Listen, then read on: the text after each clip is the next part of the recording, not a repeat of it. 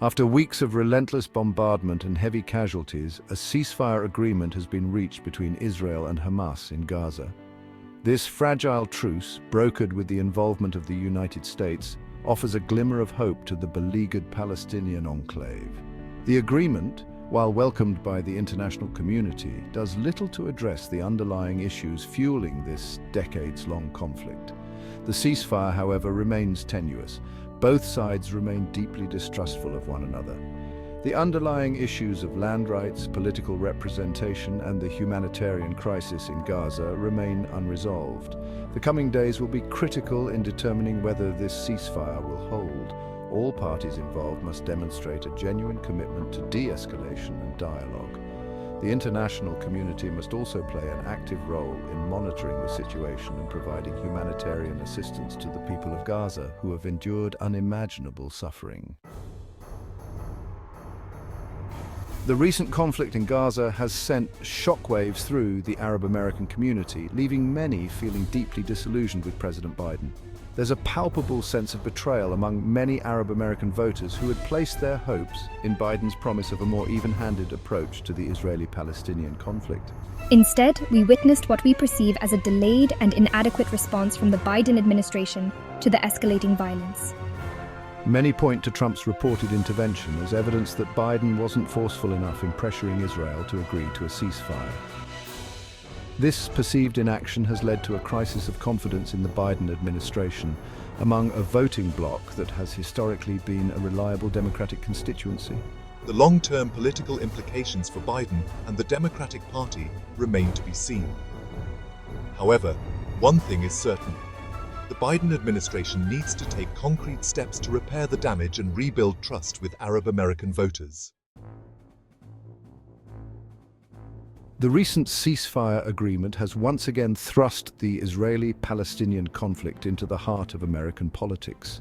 Donald Trump, never one to shy away from the limelight, has claimed credit for the deal, further fueling accusations of political maneuvering. My actions were instrumental in bringing about this ceasefire. His critics argue that Trump's past actions, seen as heavily biased towards Israel, make his sudden interest in peace suspect. Trump's claim, whether true or not, highlights the complex and often cynical world of international diplomacy. Peace, it seems, is often a pawn in a larger political game. This raises uncomfortable questions about the motivations behind such interventions. The Biden administration, for its part, has been more cautious in its pronouncements, emphasizing the need for a lasting and just peace. However, the administration's perceived hesitancy in the early days of the conflict has already exacted a political cost. We need to ensure that our approach is balanced and just, and that we are working towards a sustainable peace in the region. Section 4 Gaza in ruins, the human cost of a protracted conflict. While the guns have fallen silent, at least for now, the Gaza Strip remains a land scarred by violence and despair. The human cost of this latest conflict is staggering. Hundreds of Palestinian civilians, including dozens of children, have been killed. Thousands more have been injured or left homeless. The already dire humanitarian situation in Gaza, exacerbated by years of blockade and economic hardship, has been pushed to the brink. Hospitals, already overwhelmed before the conflict, are struggling to cope with the influx of casualties. The ceasefire offers a brief respite, but the long-term consequences of this conflict will continue to be felt for generations. Rebuilding Gaza, both physically and emotionally, will require a massive international effort and a sustained commitment to peace. Section 5, a call for justice, towards lasting peace and accountability. The ceasefire in Gaza, while a welcome reprieve, must not obscure the urgent need for a just and lasting peace. This latest chapter of violence serves as a stark reminder that the underlying issues driving the Israeli-Palestinian conflict remain unresolved. The cycle of violence and retribution will continue unless we address the root causes: the occupation, the settlements, the blockade, and the denial of basic human rights.